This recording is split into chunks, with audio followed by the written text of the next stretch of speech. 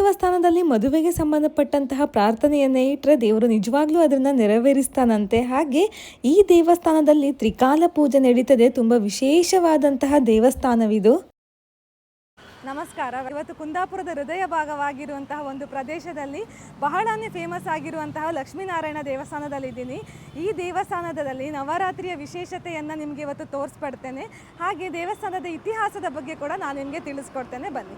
1946ರಲ್ಲಿ 10 ಕುಟುಂಬದವರು ಸೇರಿ ದೈವಜ್ಞ ಬ್ರಾಹ್ಮಣ ಸಮಾಜಕ್ಕೆ ಸೇರಿದಂತಹ ಈ ಒಂದು ದೇವಸ್ಥಾನವನ್ನು ಕಟ್ತಾರೆ. ಅದು ಕೂಡ ಕುಂದಾಪುರದ ಹೃದಯ ಭಾಗವಾಗಿರುವಂತಹ ಶಾಸ್ತ್ರಿ ಪಾರ್ಕ್ಗಿಂತ ಸ್ವಲ್ಪ ಮುಂದೆ ಹೋದರೆ ಲಕ್ಷ್ಮೀನಾರಾಯಣ ದೇವಸ್ಥಾನ ಸಿಗುತ್ತೆ. ದೇವಸ್ಥಾನದ ಗೋಪುರವನ್ನು ನೋಡಿ ಗೊತ್ತಾಗುತ್ತೆ, ಬಹಳ ಪ್ರಾಚೀನವಾದಂತಹ ದೇವಸ್ಥಾನ ಇದು. ಹಾಗೆ ಈ ದೇವಸ್ಥಾನದ ಬಗ್ಗೆ ಇನ್ನಷ್ಟು ಹೆಚ್ಚು ಇತಿಹಾಸವನ್ನು ತಿಳಿತಾ ಹೋಗೋಣ, ಬನ್ನಿ. ಈ ಪ್ರಸಿದ್ಧವಾದ ದೇವಸ್ಥಾನವಿರುವಂಥದ್ದು ನಮ್ಮ ಕುಂದಾಪುರದ ಶಾಸ್ತ್ರಿ ಸರ್ಕಲ್ಗಿಂತ ಸ್ವಲ್ಪ ಮುಂದೆ ಹೋದ್ರೆ, ಪಾರಿಜಾತಕ್ಕಿಂತ ಸ್ವಲ್ಪ ಹಿಂದೆ ಬಂದ್ರೆ ಮಧ್ಯದಲ್ಲಿರುವಂತದ್ದೇ ಈ ಲಕ್ಷ್ಮೀನಾರಾಯಣ ದೇವಸ್ಥಾನ. ನೀವಿಲ್ಲೇನ್ ನೋಡ್ತಾ ಇದ್ದೀರಾ, ಇದು ಲಕ್ಷ್ಮೀನಾರಾಯಣ ದೇವರ ಮೂರ್ತಿ ಆಗಿರುತ್ತೆ. ಆ ದೇವರ ಅನುಗ್ರಹ ಸದಾ ಎಲ್ಲರ ಮೇಲೆ ಇರಲಿ.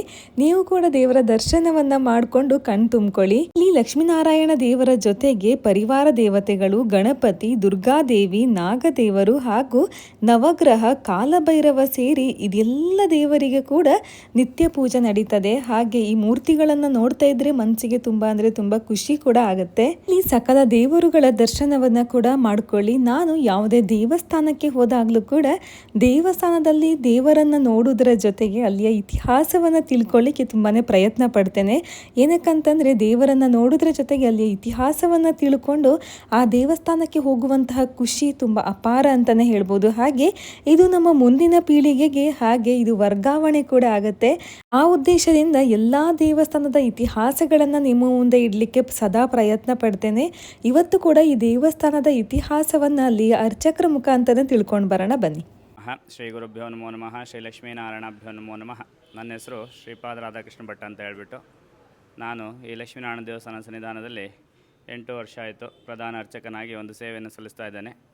ಅದೇ ರೀತಿಯಲ್ಲಿ ನಮ್ಮ ದೈವಜ್ಞ ಬ್ರಾಹ್ಮಣ ಸಮಾಜದವರು 1946ನೇ ಇಸ್ವಿಯಲ್ಲಿ 10 ಕುಟುಂಬಸ್ಥರು ಸೇರಿ ನಮ್ಮ ದೈವಜ್ಞ ಬ್ರಾಹ್ಮಣ ಸಮಾಜಕ್ಕಾಗಿ ಈ ಕುಂದಾಪುರದ ಒಂದು ಮುಖ್ಯ ರಸ್ತೆಯಲ್ಲಿ ಲಕ್ಷ್ಮೀನಾರಾಯಣ ದೇವರ ಒಂದು ಸನ್ನಿಧಾನವನ್ನು ನಿರ್ಮಾಣ ಮಾಡಿಟ್ಟಿದ್ದಾರೆ. ಅದೇ ರೀತಿಯಲ್ಲಿ ಬರ್ತಕ್ಕಂತಹ ಭಕ್ತಾದಿಗಳಿರ್ಬೋದು, ಸಮಾಜ ಬಾಂಧವರಿಗಿರ್ಬೋದು, ಎಲ್ಲ ರೀತಿಯಲ್ಲಿ ದೇವರ ಒಂದು ಅನುಕೂಲತೆ ಪ್ರಾಪ್ತಿಯಾಗಬೇಕು, ದೇವರ ಒಂದು ಅನುಗ್ರಹವನ್ನು ಅನುಗ್ರಹಿಸಿಕೊಂಡ್ಬಿಟ್ಟು ಅವರ ಒಂದು ಮನೋಕಾಮನೆಗಳ ಸಿದ್ಧಿಗೋಸ್ಕರ ಈ ಲಕ್ಷ್ಮೀನಾರಾಯಣ ಸಾನ್ನಿಧ್ಯದಲ್ಲಿ ಎಲ್ಲರೂ ಎಲ್ಲ ರೀತಿಯ ನಿತ್ಯ ಒಂದು ನಡೆತಕ್ಕಂತಹ ವಿಶೇಷತೆ ಅಂತ ಹೇಳಿದ್ರೆ, ಇಲ್ಲಿ ದೇವತಾ ಸನ್ನಿಧಾನದಲ್ಲಿ ತ್ರಿಕಾಲ ಪೂಜೆ ಬೆಳಗ್ಗೆ, ಮಧ್ಯಾಹ್ನ, ಸಂಧ್ಯಾ ಕಾಲದಲ್ಲಿ ಮತ್ತು ಪರಿವಾರ ದೇವತೆಗಳಾದಂತಹ ಮಹಾಗಣಪತಿ ಹಾಗೂ ನಾಗದೇವರು, ದುರ್ಗಾ ಪರಮೇಶ್ವರಿ, ನವಗ್ರಹ ಸಹಿತ ಕಾಳಭೈರವೇಶ್ವರ ದೇವರಿಗೆ ನಿತ್ಯ ಕೂಡ ಒಂದು ಹೊತ್ತು ಪೂಜೆ ನಡೆಯುತ್ತೆ.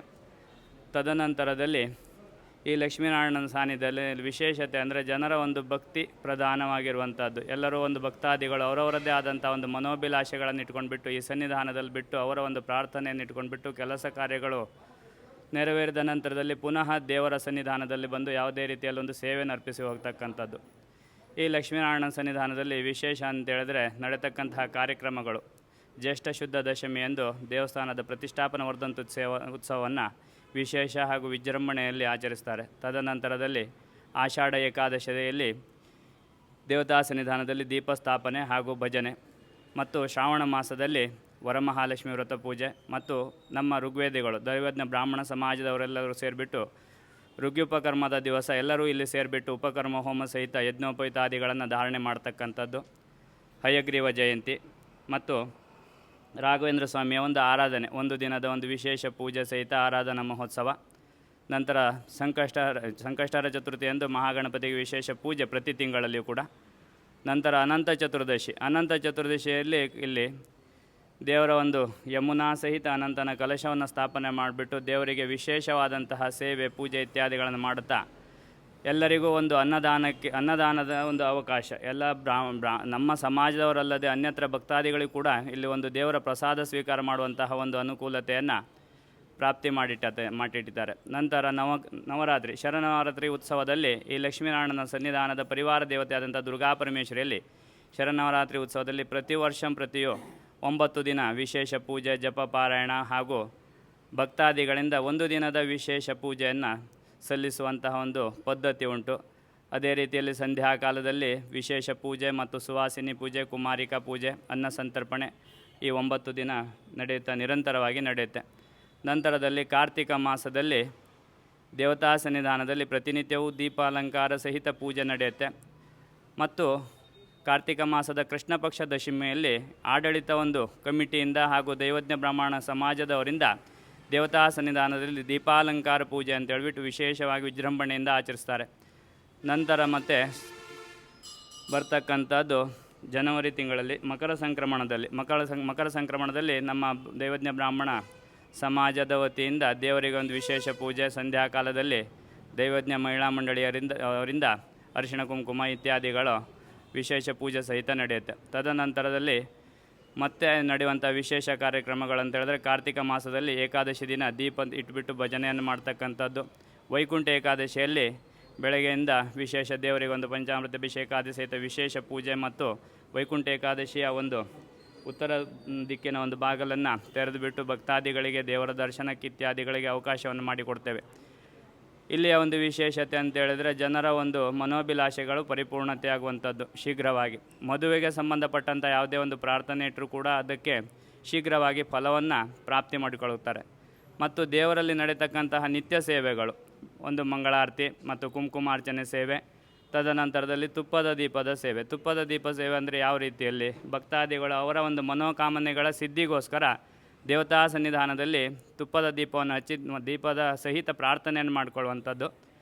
ಅದೇ ರೀತಿಯಲ್ಲಿ ಅವರ ಮನೋಕಾಮನೆಗಳು ಕೂಡ ಸಿದ್ಧಿ ಆಗ್ತಾಯಿದೆ. ಲಕ್ಷ್ಮೀನಾರಾಯಣನಲ್ಲಿ ಪ್ರತಿ ಶುಕ್ರವಾರ ಲಕ್ಷ್ಮೀನಾರಾಯಣ ಹೃದಯ ಜಪ ಪಾರಾಯಣ ಮತ್ತು ದುರ್ಗಾ ಪರಮೇಶ್ವರಿಯಲ್ಲಿ ಕೂಡ ದುರ್ಗಾ ಸಪ್ತಶತಿ ಜಪ ಪಾರಾಯಣ ಸೇವೆಗಳು ಭಕ್ತಾದಿಗಳ ಮುಖಾಂತರ ನಡೆಯುತ್ತಾ ಇರುತ್ತೆ. ಭಕ್ತಾದಿಗಳು ಯಾವುದೇ ರೀತಿಯಲ್ಲಿ ಸಂಕಲ್ಪವನ್ನು ಇಟ್ಕೊಂಡ್ಬಿಟ್ಟು ಈ ಲಕ್ಷ್ಮೀನಾರಾಯಣ ಹೃದಯ ಜಪ ಪಾರಾಯಣಾದಿಗಳನ್ನು ಮಾಡ್ತಾರೋ ಅದೇ ರೀತಿಯಲ್ಲಿ ತಕ್ಕಂಥ ಫಲಗಳನ್ನು ಹೊಂದಿಬಿಟ್ಟು ದೇವರಿಗೆ ಒಂದು ವಿಶೇಷ ಪೂಜೆ ಇತ್ಯಾದಿಗಳನ್ನು ಅರ್ಪಿಸತಕ್ಕಂಥದ್ದು ವಿಶೇಷ. ಮತ್ತು ನಮ್ಮ ಪೂರ್ವಜರು ಅಂದರೆ 10 ಕುಟುಂಬಸ್ಥರು ಸೇರಿ ಇಂಥ ಒಂದು ಮುಖ್ಯ ರಸ್ತೆಯಲ್ಲಿ ದೇವರಿಗೋಸ್ಕರ ಮತ್ತು ನಮ್ಮ ಸಮಾಜಕ್ಕೋಸ್ಕರ ಈ ಕುಂದೇಶ್ವರದ ಸಮೀಪದಲ್ಲಿರುವಂತಹ ಈ ಲಕ್ಷ್ಮೀನಾರಾಯಣನ ಸಾನ್ನಿಧ್ಯವನ್ನು ನಿರ್ಮಾಣ ಮಾಡಿ ನಮ್ಮ ದೈವಜ್ಞ ಬ್ರಾಹ್ಮಣ ಸಮಾಜಕ್ಕೂ ಮತ್ತು ಭಕ್ತಾದಿಗಳಿಗೂ ಅರ್ಪಿಸಿರುವಂಥದ್ದು ಭಾಳ ವಿಶೇಷ. ಯಾಕಂದರೆ ಇಂತಹ ಒಂದು ಮುಖ್ಯ ರಸ್ತೆಯಲ್ಲಿ ದೇವಸ್ಥಾನಗಳನ್ನು ನಿರ್ಮಾಣ ಮಾಡುವಂಥದ್ದು ಎಲ್ಲರಿಗೂ ಒಂದು ಆಸಕ್ತಿ ಬರುವಂಥದ್ದು ಬಹಳ ಕಡಿಮೆ. ಅದೇ ರೀತಿಯಲ್ಲಿ ನಮ್ಮ ಪೂರ್ವಜರಾದಂತಹ ಒಂದು ದೈವಜ್ಞ ಬ್ರಾಹ್ಮಣ ಸಮಾಜದ 10 ಕುಟುಂಬಸ್ಥರು ಒಳ್ಳೆಯ ಒಂದು ಮನಸ್ಸಿನಲ್ಲಿ ಏನೋ ಒಂದು ಆಕಾಂಕ್ಷೆಗಳನ್ನು ಇಟ್ಕೊಂಡ್ಬಿಟ್ಟು ನಮ್ಮ ಸಮಾಜಕ್ಕೋಸ್ಕರನೋ ಭಕ್ತಾದಿಗಳಿಗೋ ಒಳ್ಳೆಯ ಅಭಿವೃದ್ಧಿ ಅವರವರ ಒಂದು ಮನೋಭಿಲಾಷೆಗಳ ಸಿದ್ಧಿಗೋಸ್ಕರ ಈ ಸಾನ್ನಿಧ್ಯವನ್ನು ನಿರ್ಮಾಣ ಮಾಡಿದ್ದಾರೆ. ಅದೇ ರೀತಿಯಲ್ಲಿ ಈ ಸನ್ನಿಧಾನದಲ್ಲಿ ನಡೆತಕ್ಕಂತಹ ಸೇವೆಗಳಲ್ಲಿ ಭಕ್ತಾದಿಗಳಿರ್ಬೋದು, ಆಡಳಿತ ಸದಸ್ಯರಿರ್ಬೋದು, ನಮ್ಮ ದೈವಜ್ಞ ಬ್ರಾಹ್ಮಣ ಸಮಾಜದವರು ಇರ್ಬೋದು ಮತ್ತು ದೈವಜ್ಞ ಬ್ರಾಹ್ಮಣ ಸಮಾಜದ ಮಹಿಳಾ ಮಂಡಳಿಯವರು ಇರ್ಬೋದು, ಎಲ್ಲ ರೀತಿಯಲ್ಲಿ ಒಂದು ಸಹಕಾರ ವಿಶೇಷ ರೀತಿಯಲ್ಲಿ ಸೇವೆಯನ್ನು ಅರ್ಪಿಸ್ತಾ ಬಂದಿದ್ದಾರೆ. ಶರನ್ನವರಾತ್ರಿಯಲ್ಲಿ ಕೂಡ ಒಂದು ದೈವಜ್ಞ ಬ್ರಾಹ್ಮಣ ಮಹಿಳಾ ಮಂಡಳಿಯವರಿಂದ ವಿಶೇಷ ರೀತಿಯಲ್ಲಿ ಒಂದು 9 ದಿನದ ಸೇವೆ, ಪೂಜೆ ಹಾಗೂ ಇತ್ಯಾದಿಗಳನ್ನು ನಡೆಯೋದಕ್ಕೋಸ್ಕರ ಅವರೆಲ್ಲರೂ ಸಹ ಭಾಗಿಗಳಾಗಿ ಕಾರ್ಯಕ್ರಮವನ್ನು ಒಳ್ಳೆ ರೀತಿಯಿಂದ ನಡೆಸ್ಕೊಂಡು ಬಂದಿದ್ದಾರೆ. ಆದ್ದರಿಂದ ಭಕ್ತಾದಿಗಳು ಇನ್ನೂ ವಿಶೇಷ ರೀತಿಯಲ್ಲಿ ಸನ್ನಿಧಾನದಲ್ಲಿ ಬಂದು ದೇವತಾ ಒಂದು ಅನುಗ್ರಹವನ್ನು ಅನುಗ್ರಹಿಸಿಕೊಂಡು ದೇವತಾ ಸಾನ್ನಿಧ್ಯದ ಒಂದು ಅಭಿವೃದ್ಧಿಗೋಸ್ಕರ ಕೂಡ ಭಾಗಿಯಾಗಿ ಈ ಲಕ್ಷ್ಮೀನಾರಾಯಣನ ಸಾನ್ನಿಧ್ಯದ ಎಲ್ಲ ರೀತಿಯ ಅನುಗ್ರಹ ಎಲ್ಲರಿಗೂ ಪ್ರಾಪ್ತಿಯಾಗಲಿ ಅಂತ ಹೇಳ್ಬಿಟ್ಟು ಬೇಡ್ಕೊಳ್ತಾ ಇದ್ದೇನೆ. ಮತ್ತು ಯಾವುದೇ ಒಂದು ರೀತಿಯಲ್ಲಿ ಯಾರಲ್ಲೂ ಕೂಡ ಒಂದು ಭಿನ್ನಾಭಿಪ್ರಾಯಗಳು ಬರದೇ ಇದ್ದ ಥರ ಸಮಾಜದಲ್ಲಿಯೂ ಕೂಡ ಅಷ್ಟೇ ನಮ್ಮದು ಅನ್ನೋದು ಕೂಡ ದೈವಜ್ಞ ಬ್ರಾಹ್ಮಣ ಸಮಾಜದ್ದು ಅಂತೇಳಿ ನಾವು ಭಾವಿಸಿದಾಗ ಅದೇ ರೀತಿಯಲ್ಲಿ ನಮ್ಮ ಸಮಾಜದವರು ಕೂಡ ದೇವತಾ ಸಾನ್ನಿಧ್ಯದಲ್ಲಿ ಅದೇ ಭಾವನೆಯಲ್ಲಿ ಅವರೊಂದು ಭಕ್ತಿಯನ್ನು ಅರ್ಪಿಸಬೇಕಾಗ್ತದೆ. ಅದರಲ್ಲೂ ಕೂಡ ಯಾವುದೇ ಥರದ ವೈಷಮ್ಯಗಳನ್ನು ಇಟ್ಕೊಳ್ಳದಿದ್ದೆ ದೇವತಾ ಸಾನ್ನಿಧ್ಯದ ಅಭಿವೃದ್ಧಿಗೋಸ್ಕರ ಅವರು ಕೂಡ ಎಲ್ಲರೂ ಭಾಗಿಯಾಗಿ ಈ ದೇವರ ಅನುಗ್ರಹವನ್ನು ಪಡೆದುಕೊಳ್ಳಬೇಕು. ಈಗಿನ ದಿನಗಳಲ್ಲಿ ಈ ದೇವಸ್ಥಾನದ ಆಡಳಿತ ಮುಕ್ತೇಶ್ವರರಾಗಿ ಬಡಾಯಿ ಶೇಷಟ್ ಅವರ ಮೊಮ್ಮಗರಾದಂತಹ ಗೋಕುಲ್ ಶೇಟ್ ಅವರು ಈ ದೇವಸ್ಥಾನದ ಆಡಳಿತ ಮುಕ್ತೇಶ್ವರರಾಗಿ ಒಂದು ಆಡಳಿತವನ್ನು ನಡೆಸ್ತಾ ಇದ್ದಾರೆ. ನಾನು ಪ್ರಧಾನ ಅರ್ಚಕನಾಗಿ ನಮ್ಮ ಸಹ ಅರ್ಚಕರಾದಂತಹ ಚಂದ್ರಕಾಂತ್ ಭಟ್ ಇರ್ಬೋದು ಎಲ್ಲರೂ ಮತ್ತು ನನ್ನ ಒಟ್ಟಿಗಿರುವಂಥ ಅರ್ಚಕರು ಸಹ ದೇವತಾ ಸಾನ್ನಿಧ್ಯದಲ್ಲಿ ಸೇವೆಗಳಿಗೆಲ್ಲ ಭಾಗಿಯಾಗಿಬಿಟ್ಟು ಸೇವೆಯನ್ನು ಅರ್ಪಿಸ್ತಾರೆ. ಅದೇ ರೀತಿಯಲ್ಲಿ ದೇವತಾ ಅನುಗ್ರಹ ಎಲ್ಲರಿಗೂ ಪ್ರಾಪ್ತಿಯಾಗಿಬಿಟ್ಟು ಆ ಲಕ್ಷ್ಮೀನಾರಾಯಣನ ಅನುಗ್ರಹದಿಂದ ಮುಂದಿನ ದಿನಗಳಲ್ಲಿ ನಮ್ಮ ಸಮಾಜಕ್ಕೂ ಭಕ್ತಾದಿಗಳಿಗೂ ಎಲ್ಲ ರೀತಿಯಲ್ಲಿ ಶ್ರೇಯಸ್ಸು ಪ್ರಾಪ್ತಿಯಾಗಲಿ ಅಂತೇಳಿ ಪ್ರಾರ್ಥನೆ ಮಾಡ್ಕೊಳ್ತಾ ನನ್ನ ಈ 2 ಮಾತುಗಳನ್ನು ಮುಗಿಸ್ತಾ ಇದ್ದೇನೆ.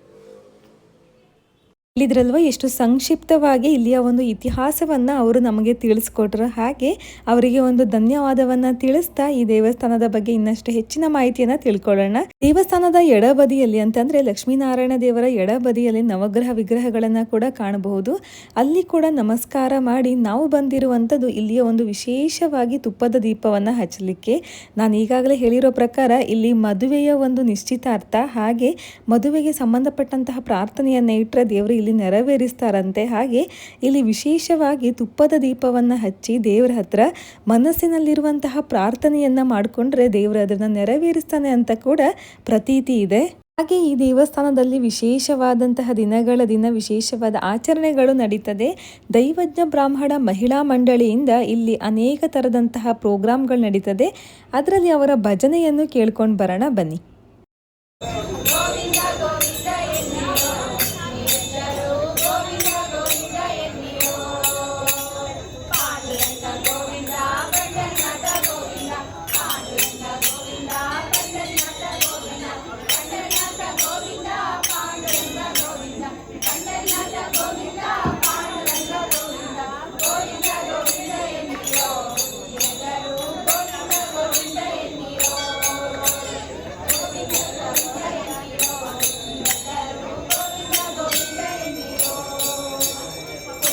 ಹೇಳಿದ್ರಲ್ವ ಅಲ್ಲಿ ಮಹಿಳೆಯರೆಲ್ಲರೂ ಸೇರಿ ಎಷ್ಟು ಚೆನ್ನಾಗಿ ಅಲ್ಲಿಯ ಒಂದು ಭಜನೆಯನ್ನು ಹಾಡ್ತಾ ಇದ್ರು.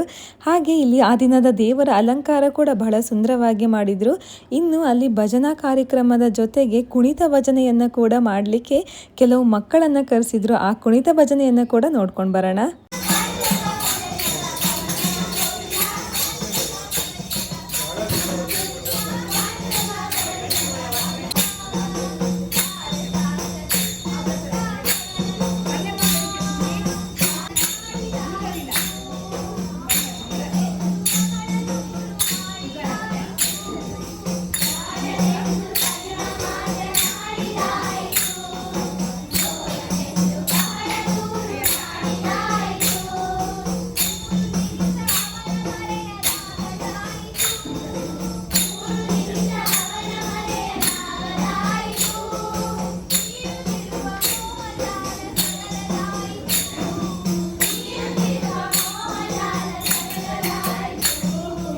ನೋಡಿದ್ರಲ್ವ ಈ ಪುಟ್ಟ ಪುಟ್ಟ ಬಾಲಕಿಯರಿಂದ ಆದಂತಹ ನೃತ್ಯ ಎಷ್ಟು ಸುಂದರವಾಗಿತ್ತು ಅಂತ.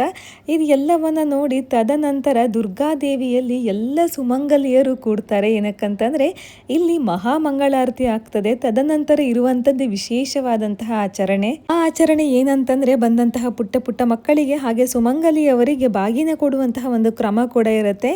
ಈಗ ಇಲ್ಲಿ ದೇವಿಯ ಮಹಾಮಂಗಳಾರತಿಯನ್ನು ನೋಡ್ಕೊಂಡು ಬರೋಣ ಬನ್ನಿ.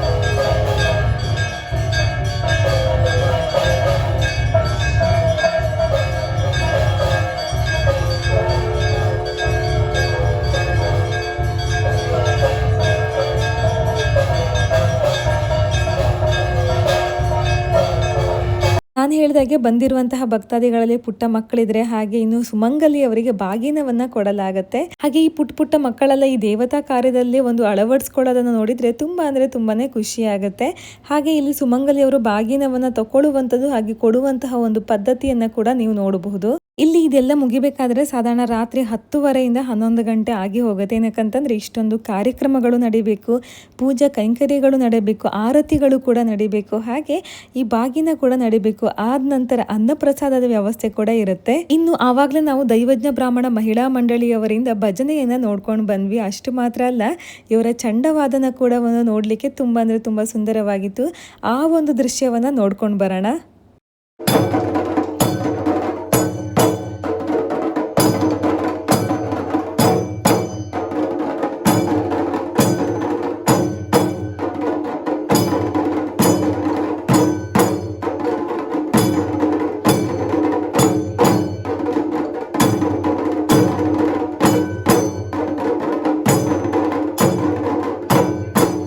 ಕೇಳಿದ್ರಲ್ವ ಎಷ್ಟು ಸುಂದರವಾಗಿ ಇವರು ಚಂಡೆ ವಾದನವನ್ನು ಮಾಡಿದ್ದಾರೆ. ಹಾಗೆ ಈ ಒಂದು ವಾದನ ದೇವರಿಗೆ ಖಂಡಿತವಾಗಿಯೂ ತಲುಪಿರುತ್ತೆ.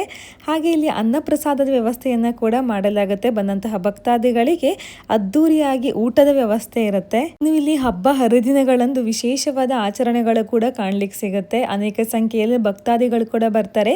ಇಲ್ಲಿಯ ಸೇವಾ ವಿವರವನ್ನು ಕೂಡ ನೀವಿಲ್ಲಿ ಗಮನಿಸಬಹುದು. ಈ ದೇವಸ್ಥಾನದ ಬಗ್ಗೆ ಹೆಚ್ಚಿನ ಮಾಹಿತಿಯನ್ನು ನೀಡುವಲ್ಲಿ ನಾನೊಂದು ಪ್ರಯತ್ನವನ್ನು ಮಾಡಿದ್ದೇನೆ. ಈ ವಿಡಿಯೋ ನಿಮ್ಗೆ ಏನಾದರೂ ಇಷ್ಟ ಆದರೆ ಆದಷ್ಟು ನನ್ನ ಚಾನಲ್ನ ಸಬ್ಸ್ಕ್ರೈಬ್ ಮಾಡಿ, ಫಾಲೋ ಮಾಡಿ. ಹಾಗೆ ಈ ವಿಡಿಯೋನ ಆದಷ್ಟು ಶೇರ್ ಮಾಡಿ.